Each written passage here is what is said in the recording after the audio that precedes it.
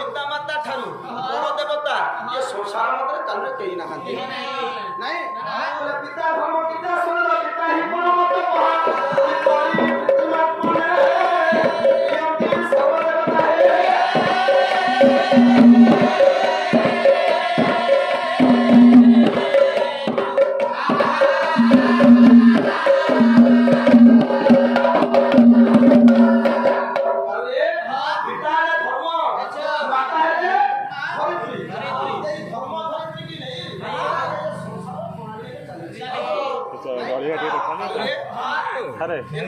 ଆଗେ ଯେତେବେଳେ ପିଲାର ନାଁ ଲେଖା ହଉଥିଲା ସ୍କୁଲରେ ବାପ ଯୋଗୁ ପିଲା ପରିଚିତ ହଉଥିଲା।